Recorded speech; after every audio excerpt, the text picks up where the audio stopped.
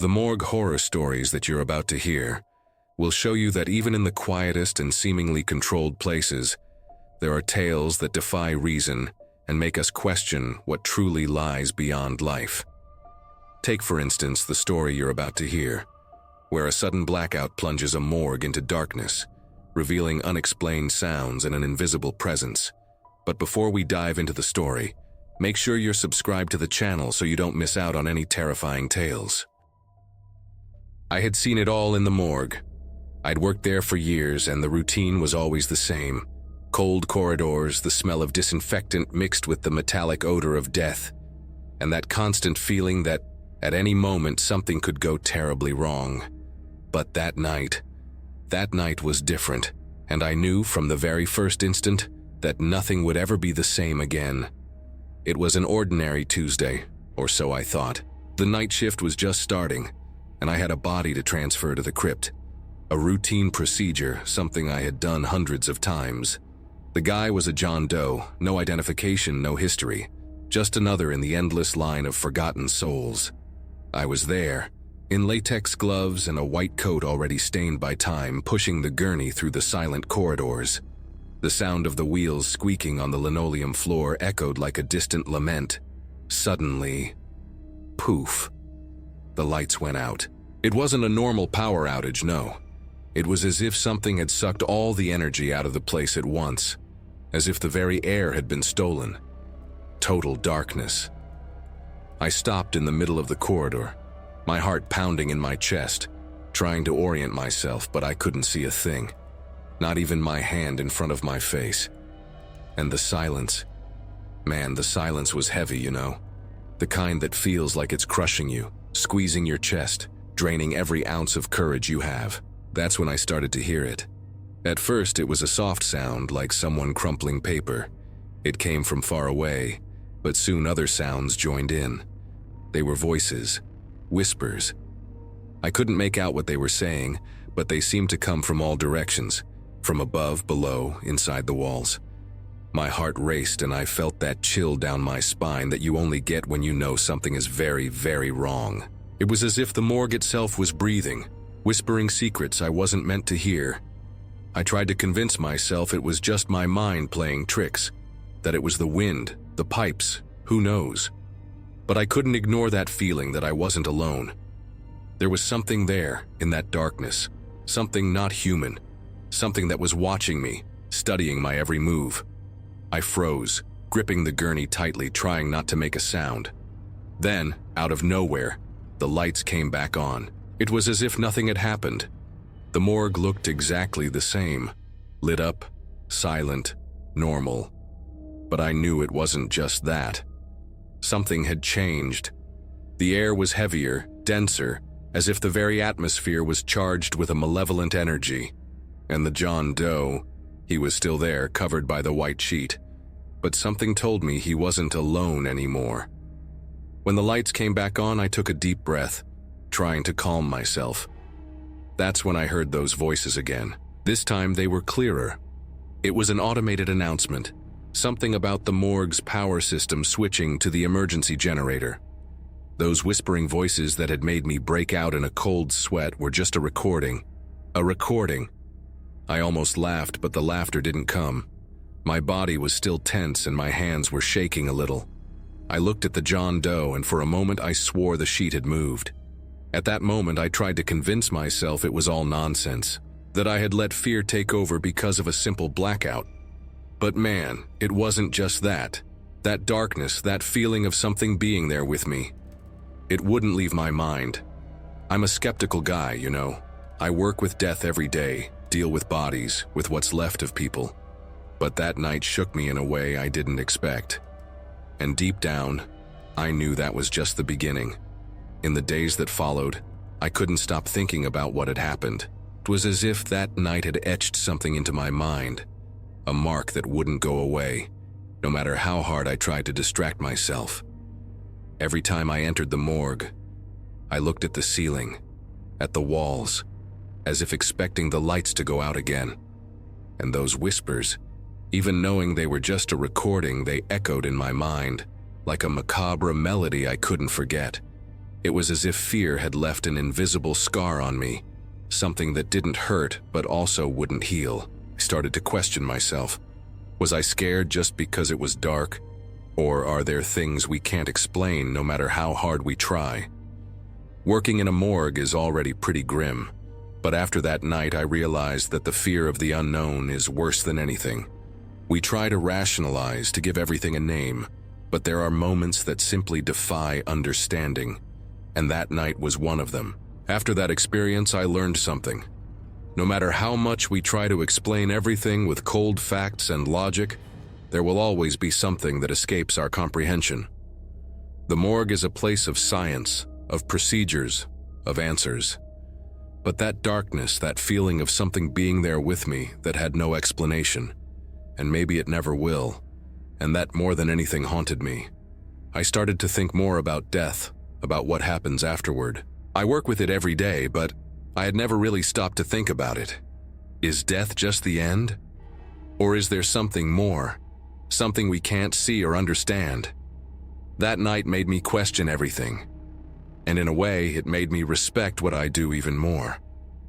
Every body that passes through here has a story, and maybe, just maybe, some of those stories don't end when the heart stops. Maybe they continue, echoing in the darkness, whispering things that no one else can hear. During the blackout, I didn't just hear things, I felt them. It was as if someone was there watching me. I couldn't see them, couldn't touch them, but the presence was real. My body reacted before my mind even understood what was happening. My heart raced, my senses went on high alert as if I were being hunted, and in a way I was. Not by something physical, but by something I couldn't explain. Something that was there, on that threshold between what is real and what is beyond our comprehension. That feeling of being watched never left me. To this day, when I enter the morgue, I feel a chill on the back of my neck, as if someone is watching me. Sometimes I even turn around suddenly, expecting to see something, but there's never anything there. Just the silence and that cold feeling that seems to come from within, not from outside. I've learned to live with it, to accept that maybe not everything has an answer. And in a way, that has brought me a kind of peace. The peace of knowing that the world is bigger than we imagine, and that there are things we will never understand. And that's okay. Not everything needs to be explained. The event of that night has become a story I tell whenever someone asks what it's like to work in a morgue. It's not just about the fear or the whispers in the darkness. It's about the emotional impact. About the feeling that, at some point, you're not alone. It's about that voice in the back of your mind that whispers, "What if?" And most importantly, it's about learning to deal with the inexplicable. Because in the end, life is full of mysteries, and death, well, death might be the biggest one of all. So, if you ever find yourself in a dark place and feel like someone is there with you, don't ignore it. It might just be your mind. It might be the wind, or it might be something you'll never be able to explain. And that's okay. Sometimes fear is just the world reminding us that we still have a lot to learn. And who knows, maybe it's right. What a horror! What did you think of the story? Rate it from 0 to 10 and tell me what you think in the comments. Even with logical explanations, the feeling of being watched by something invisible haunts those who work among the dead. Something that days later would echo in another place where the living and the departed share the same space, revealing an inexplicable moan emerging from the shadows of a silent elevator. Stay tuned for the next story. I'm Sam, and I've been working as a morgue assistant for quite a few years now. I thought I'd seen it all, or at least I thought I had. Until that night. It was one of those stormy nights that seem straight out of a horror movie, you know? Rain pouring down non-stop, wind howling, and that feeling that the world was too quiet, like it was holding its breath. That's when the phone rang. It was the boss, telling me there was a body to pick up at the hospital. Routine stuff. I grabbed the van, turned on the radio to try and lighten the mood, and headed out. The body was of a man in his early 50s, dead from a heart attack. Nothing out of the ordinary.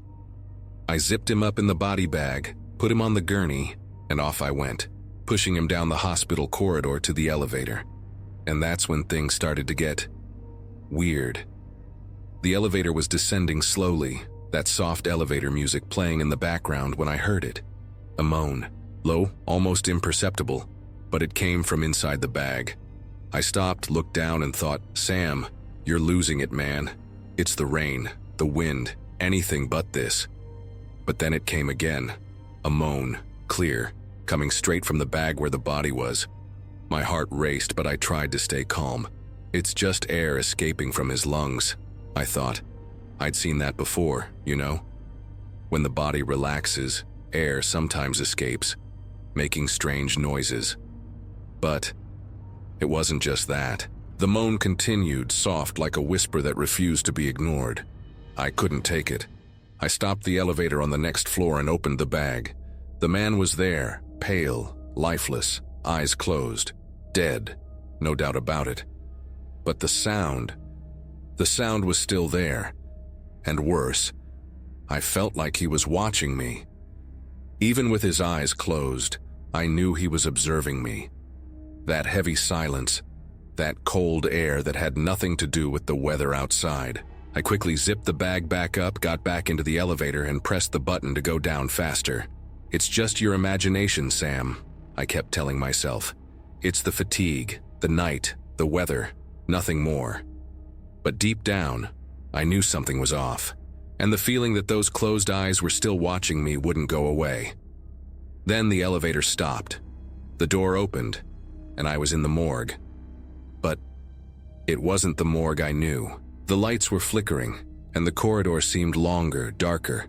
And the moan was now coming from all around. When the elevator finally reached the morgue, I breathed a sigh of relief. I still felt that chill down my spine, but I tried to convince myself it was all in my head. I pushed the gurney with the body to the reception, signed the paperwork quickly, and took the man to the cooler where the bodies are stored. I put him in there, closed the door, and turned the key, making sure everything was secure. But as I turned to leave, I heard it again. That sound. This time it was almost imperceptible, like a whisper coming from far away. But it was there, in the back of my ear. It sounded like a voice, but I couldn't make out what it was saying. I could only feel its weight, like it was trying to pull me back to the cooler. I looked back at the cooler door and swore I saw the handle moving, ever so slightly. My heart pounded, and I didn't think twice. I ran. Yes, me, Sam, who had seen it all in the morgue, ran like I'd seen the devil himself. The lights in the corridor flickered, and that sound, that damn sound, seemed to follow me, echoing off the walls. When I finally got outside, the rain was still pouring down, but I didn't care. I stood there, soaked, trying to catch my breath and process what had happened. That moan, the feeling of being watched, the cooler. It all made me think about things I'd never considered before. The thin line between life and death, you know? We think we understand, that we're in control, but really we have no idea what's beyond. And the unknown is what scares us the most. The next day, I went back to work like nothing had happened. After all, it was my routine, my livelihood. But that experience marked me. Every body I transported, every cooler I opened, I felt a chill down my spine, like those closed eyes were watching me again. And the worst part is, sometimes I swore I heard that moan again, soft, almost imperceptible, but always there. I tried to rationalize it, of course. Sam, you're getting paranoid, I told myself. It's the fatigue, the stress, anything. But deep down, I knew something had changed. Something that night had shown me that the morgue wasn't just a workplace. It was a place where the unknown could manifest, where the line between life and death was thinner than I imagined. To this day, I still think about that night. The moan, the cooler, the feeling of being watched, and that empty stare of the dead man. Even with his eyes closed, I swear he was looking at me. It was like he knew something I didn't, like he was trying to pass on a message I could never understand. That image is etched in my mind, you know. No matter how hard I try to forget, it always comes back. That experience made me confront the unknown in a way I never had before. We think we're in control, that we understand how things work. But the truth is, life is fragile, and death, well, Death is a mystery we'll never solve. I've always been a skeptic. Always tried to find a logical explanation for everything, but that night, I felt something I can't explain. Something that made me question everything I thought I knew. I tried to rationalize it, of course. "Sam, you're losing it," I told myself. It was the fatigue, the stress, the rain, anything. But no matter how much I tried to convince myself, that fear never went away. It stayed there, in the pit of my stomach, like a shadow that won't leave me alone. And the memories of that night are so vivid that sometimes I feel like I'm back there, hearing that moan, feeling that chill, seeing that empty stare. But in the end, I learned something. I learned that the silence of death can be more unsettling than any noise. It's in the silence that we hear the things we don't want to hear, that we feel the things we don't want to feel. And it's in the silence that the mystery reveals itself, even if we can never understand it. So, I go about my work day after day, transporting bodies, signing papers, opening coolers. But now, I do it with a different kind of respect, because I know that behind that stillness there might be something we can never explain.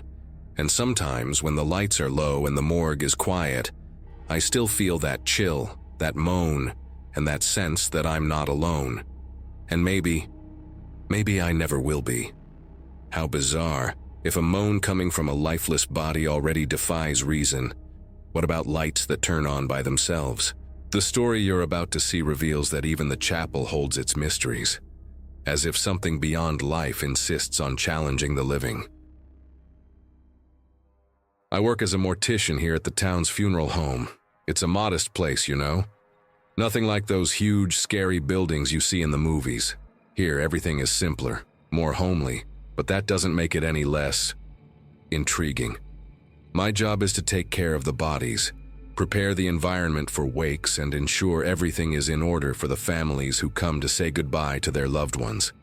And of course, there's the night shift when silence takes over. The nights here are usually quiet. I often stay late, tidying up, checking the caskets, adjusting the flowers. It's a job that requires care, but also a certain emotional detachment. You can't get too attached, you know.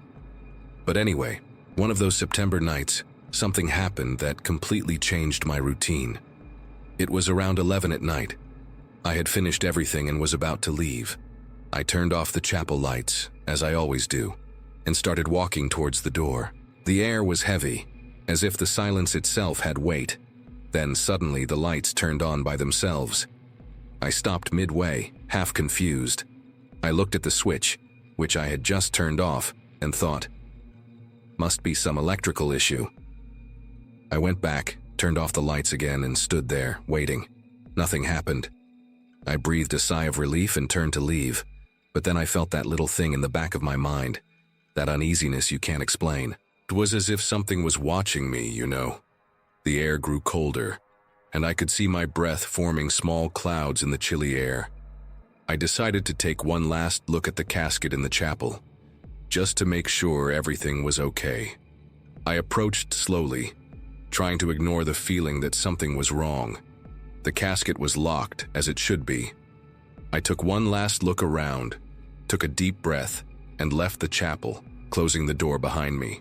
But just before the door closed completely, I heard a low, almost imperceptible sound coming from inside the casket. It was as if someone was scratching the wood from the inside. The next day, still a bit puzzled by what had happened, I decided to talk to Mary, a colleague who works at the funeral home's reception. She's been here longer and has seen it all.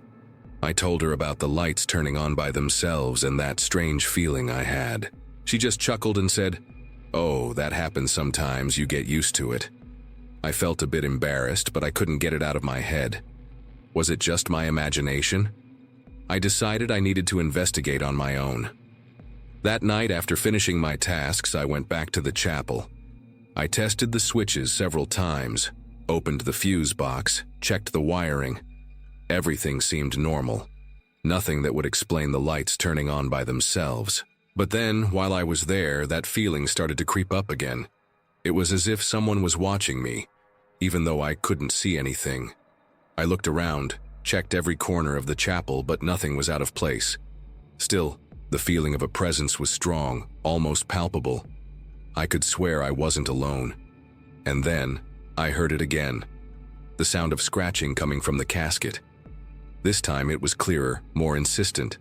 My heart raced, and I felt a chill run down my spine. I approached the casket trying to stay calm, but my hands were shaking. I placed my hand on the casket lid and felt a subtle vibration, as if something was moving inside.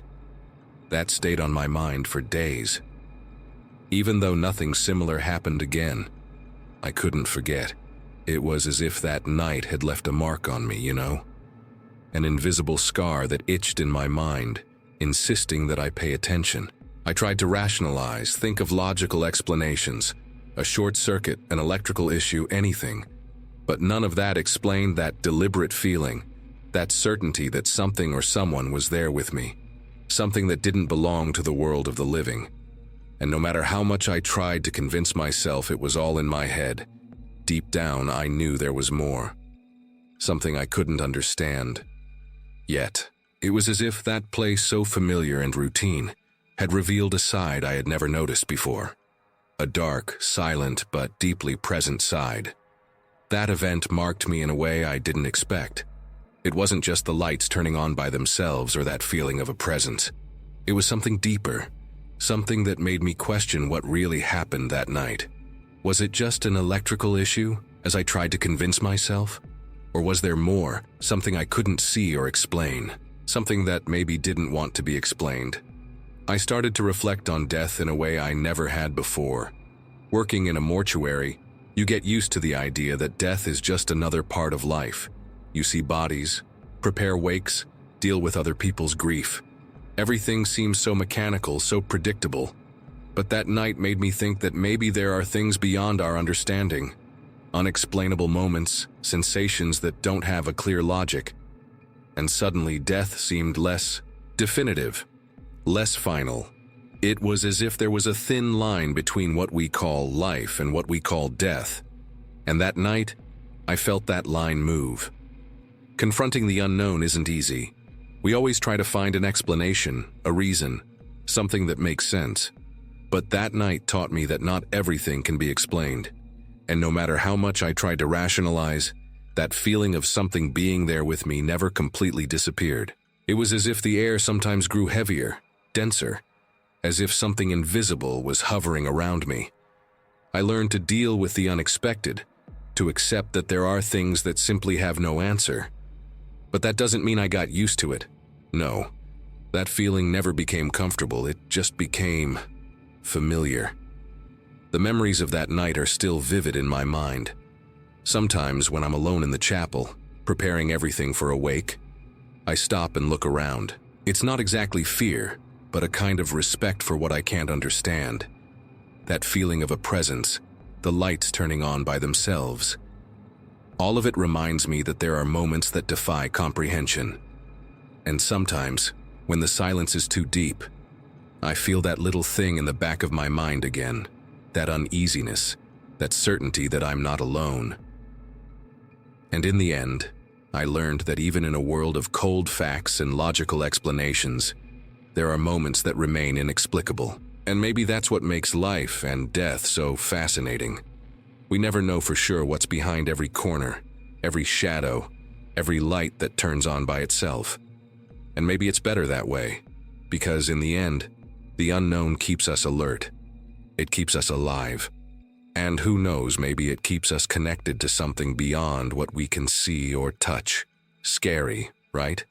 Just like the lights insisted on turning on, other invisible forces seemed to inhabit another mortuary. In the next story, a door that opens by itself will remind us that where the dead rest, even the void can be inhabited by something that resists the silence.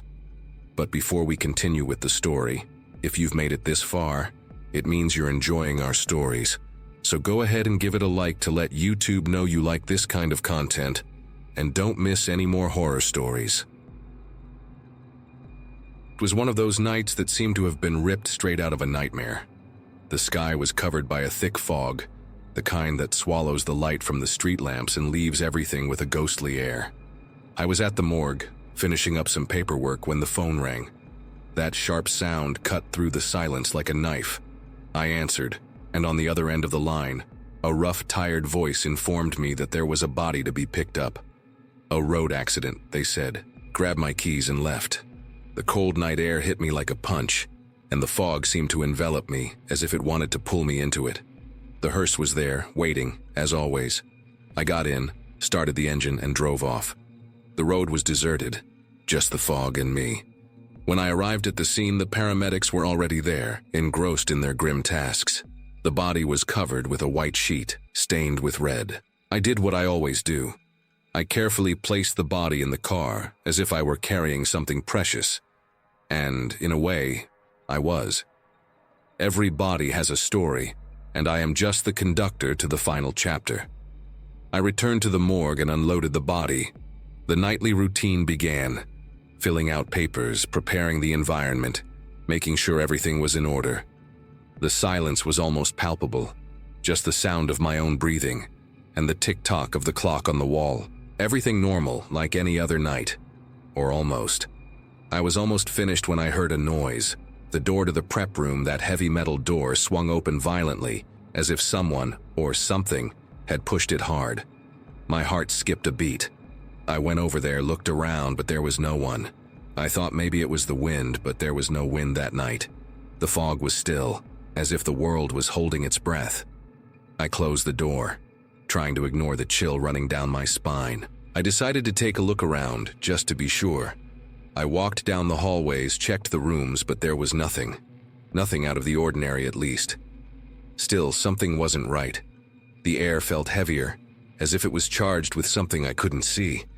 I went back to the prep room, trying to convince myself it was just my imagination. Working with the dead all day can do that to you, you know? But then, that feeling came. That feeling of not being alone. It was as if there was something, or someone there watching me. I couldn't see anything, couldn't hear anything, but I felt it. I felt that invisible presence, hovering in the air, as if it was breathing in my ear. My heart raced, and my hands started to shake. I tried to focus on my work, but it was impossible to ignore. Something was wrong. Very wrong. I rushed out of the morgue, almost running. The feeling of being watched didn't leave me, as if that invisible presence had decided to follow me. The hearse was there, waiting, and I got in quickly, locking the doors as soon as I sat down. I looked in the rearview mirror, expecting to see something, someone, but there was only the fog, dense and impenetrable. I started the engine and drove away as if I were fleeing a fire. I got home breathless, as if I had run a marathon. My hands were still shaking when I closed the door behind me. The house was quiet, but in a comforting way. Unlike that heavy silence of the morgue, I tried to calm down, take deep breaths, but my mind wouldn't stop. What had happened there? Was it my imagination? The exhaustion? Or something more? Sinister? I lay in bed, but sleep didn't come. I kept replaying the night's events in my head, trying to find a logical explanation. Maybe the door had a lock problem. Maybe the wind had blown in a strange way. Maybe I was so tired that my mind started playing tricks. But that feeling of something being there watching me, was too real to be just my imagination. The next day, I went back to work as if nothing had happened. Or at least I tried. I avoided the prep room as much as I could, staying in the reception area, organizing papers, making calls, anything to avoid going into that room. But of course, sooner or later, I had to face it. It was my job after all. The memory of that night wouldn't leave me. It was as if it had been burned into my mind. Every detail, every sound, every sensation. Even the smell of the air that night seemed to have stuck with me. I knew I couldn't keep living in fear. I had to face it, whatever it was.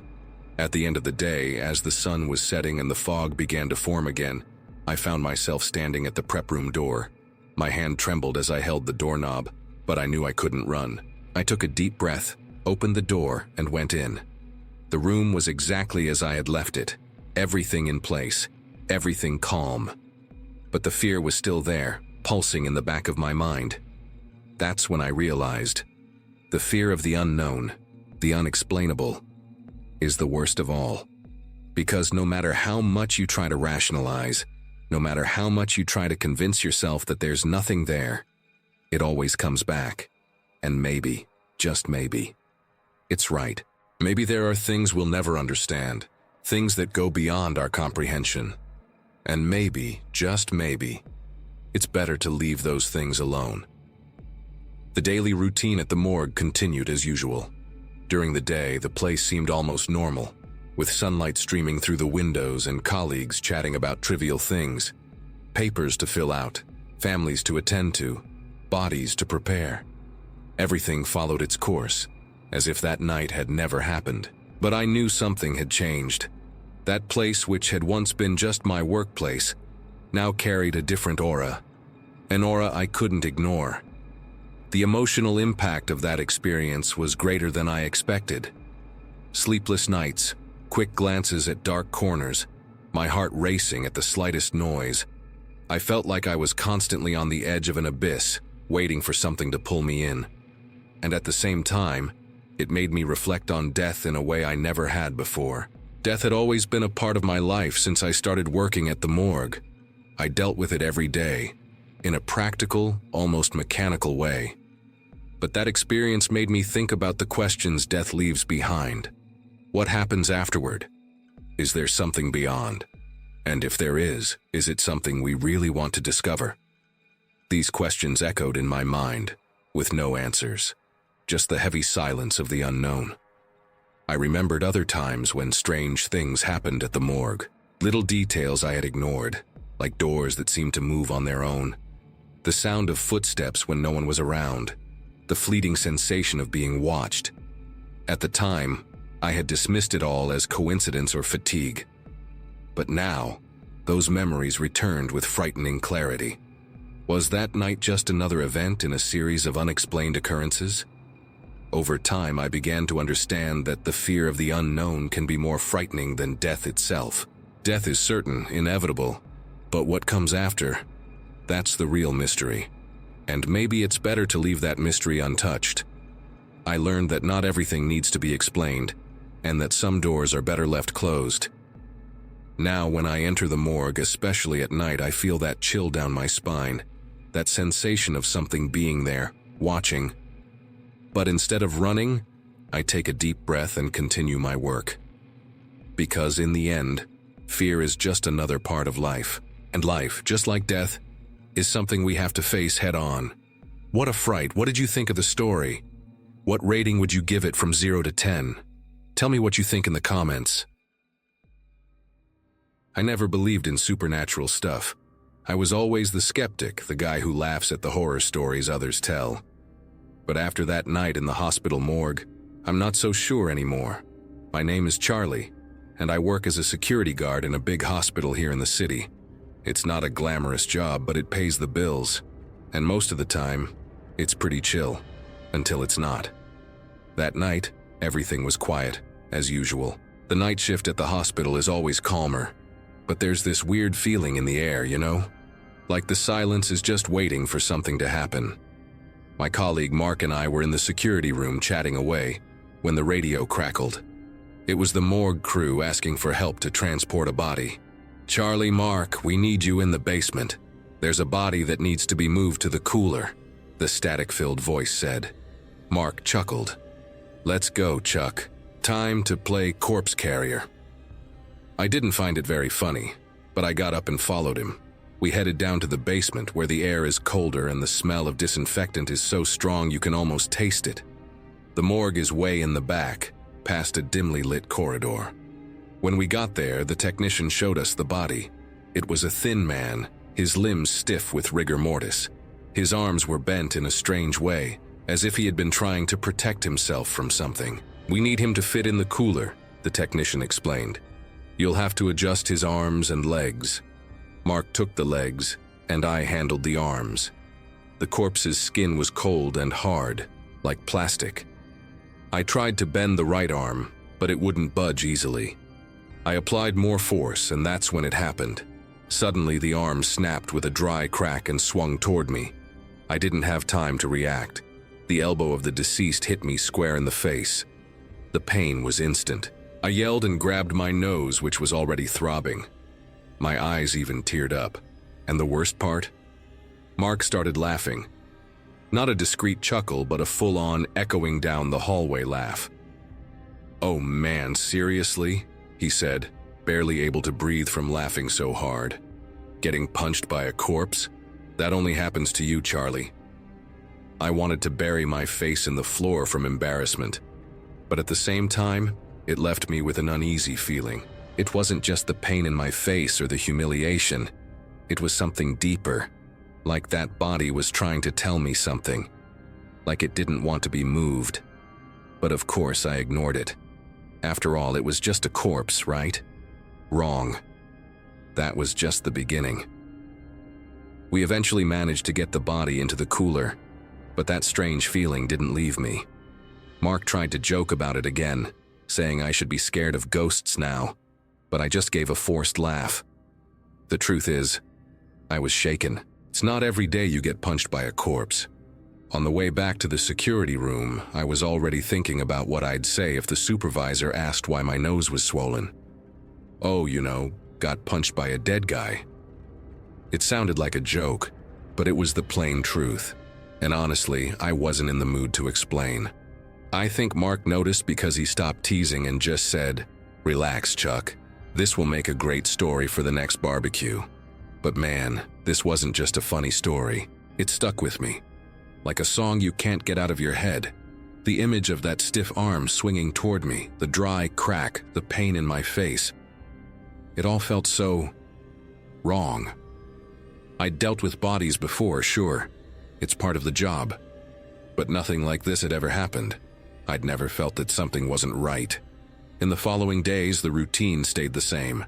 Patrolling the hospital, checking cameras, helping out here and there. But every time I had to go down to the morgue, I felt a chill down my spine. And it wasn't just because of the temperature down there. I started paying more attention to the bodies, how they were handled, the frozen expressions on their faces. It seemed like each one had a story, a secret that would never be told.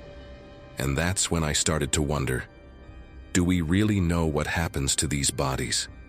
Do we understand death? Or do we just pretend to? That night made me confront the unexpected, the inexplicable. And man, it messes with your head. Once I even mentioned it to Mark. "You think we should be more careful with the deceased? Like, show more respect?" He laughed and said, "Chuck, you're watching too many horror movies, man." But I wasn't talking about movies. I was talking about that feeling that wouldn't leave me, that certainty that there was something more there, something we couldn't see or understand. And since that night, I've never been able to look at a corpse the same way. It's like each one carries a piece of the unknown, something we're not prepared to face. And sometimes, when I'm alone in the security room, in the silence of the early morning, I think about that stiff arm, the pain in my face, and I wonder, was it just rigor mortis? Or was that body trying to tell me something? To this day, when I close my eyes, I can still see that arm swinging toward me. The image is so clear, so vivid. It's like it happened yesterday. The dry crack, the pain in my face, Mark's laughter. It's all imprinted in my memory like a movie that never stops playing. And man, it's not something you forget easily. Not when you work with the dead. I learned something important that night. Working with bodies isn't just about following protocols and doing what needs to be done. It's unpredictable, surprising, and sometimes even unsettling. You never know what might happen, like that arm that snapped out of nowhere. And no matter how much you try to rationalize it, there's always that lingering doubt, that feeling that there's something more there, something we don't understand. It really got to me, I won't lie. It wasn't just the shock or the physical pain. It was the emotional impact, that jolt you get when you realize death isn't just something distant that happens to others. It's right there, all the time, staring you in the face. And sometimes it gives you a punch to remind you of that. I started thinking a lot about death after that. Not in a philosophical way, wondering what happens after or if there's an afterlife, but in how we deal with it, how we treat the dead, how we face the inevitable. And man, I realized we're not prepared. We pretend we are, but we're not. Death always finds a way to surprise us, whether it's in a scary way, like that night, or in a more subtle way that we don't even notice. Now, when I pass by the morgue, I look at that door and feel a chill down my spine. But I also feel a greater respect. I don't know if that body was trying to tell me something, if it was just a coincidence, or if it was just rigor mortis acting up. But one thing I know, that experience marked me. And in some way, it made me see my job differently. Death is unpredictable, man. And sometimes it reminds you of that in a way you'll never forget. So now, when I handle bodies, I do it with more care, more respect. Because in the end, you never know what they might teach you, or what they might make you feel. If you made it this far, you're clearly into horror that gets under your skin. Let's keep this going. Hit subscribe so you don't miss the next stories. And trust me, there's worse than a corpse throwing punches around here. If this one gave you chills, I've got a full playlist of morgue stories waiting for you on screen. Tap in and let's keep this morbid but addicting vibe going. Oh, and if you stuck till the end, drop a comment with "Still with you." I love seeing who can handle the heat. That like button also helps us bring more bone-chilling tales your way. Let's dive into the next one.